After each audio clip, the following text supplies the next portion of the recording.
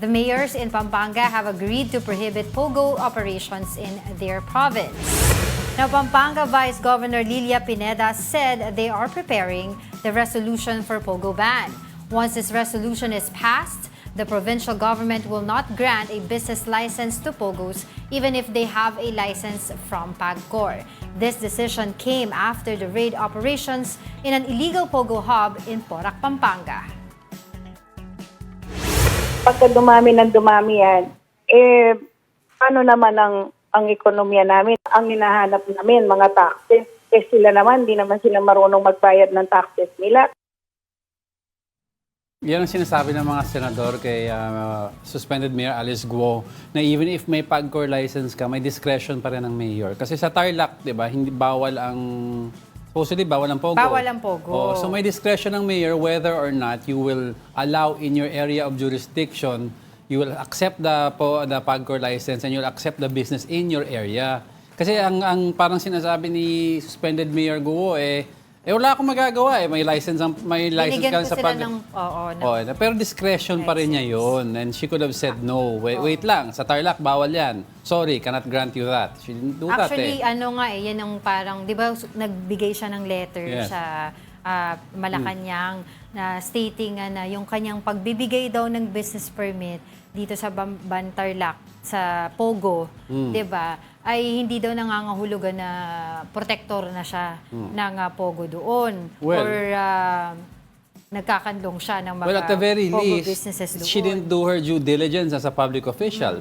Di ba? Incompetence ang nangyari. It's because ikaw ang head ng municipality mo, ng city mo, ng town mo At the very least, dapat vinet mo properly. Ano ba tong business na to? Exactly. So, yan din yung tinatanong natin ngayon sa mga opisyal sa Porac, Pampanga. Yes. Because nakita naman natin yung hub doon sa Porac na ni-raid Napakalaki. includes 40 to 46 buildings. And apparently, ang sabi ng mayor, hindi daw nila alam Yes. na may ongoing na pogo nun. Alam nila, golf course lang. Pero ikaw ba naman, ang nakalagay dun sa, ang tawag dito, sa business permit pala na binigay sa kanila, 2, 6, 7 empleyado lang. Pero ang laki ang laki ng business na Laki yun, ng business. 'di ba? Tapos for sure yung mga trucks doon, yung mga deliveries, yung ginagawa yun, in and out yun sa Pampanga. Walang nakakaalam. malaki yung economic hub na yon.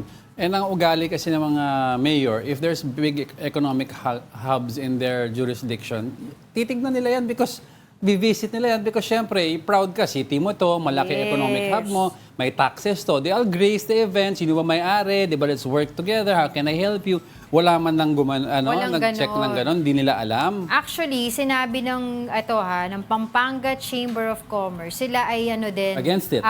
nagbigay ng position paper sa Sangguniang Panlalawigan na iba na nga talaga ang legal, pati legal na pogo, and of course itong illegal pogos doon sa kanilang lugar. And he's also saying na, kasi I asked him kanina doon sa kabilang programa na magkano ba, meron po ba kayong datos na meron ba talagang naibibigay na ambag sa economy ng Pampanga, itong mga pogo hubs dyan sa Pampanga? Sabi, actually wala nga daw silang nararamdaman, and even if they try to go inside yung sa pogo hub before, parang hindi naman daw sila pinapayagang pumasok. Hindi ko alam kasi kung ano yung treatment nila sa mga Pogo Hub na to. If it's like PEZA, yung mga economic zones, Yes. na centralized ang collection nito. Kasi usually pag PEZA zones yan, saan napupunta ba yan? Sa local government or sa national government diretso, di ba?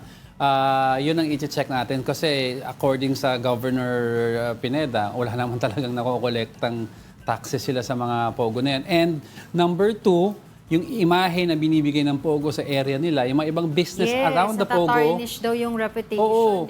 Yung mga ibang businesses na around the Pogo or yung mga areas na pwedeng i-develop pa sana, ayaw daw mag-invest ng mga tao because may Pogong malapit. Di ba? Plus, they don't really employ... They don't want anything to do with the Pogo area.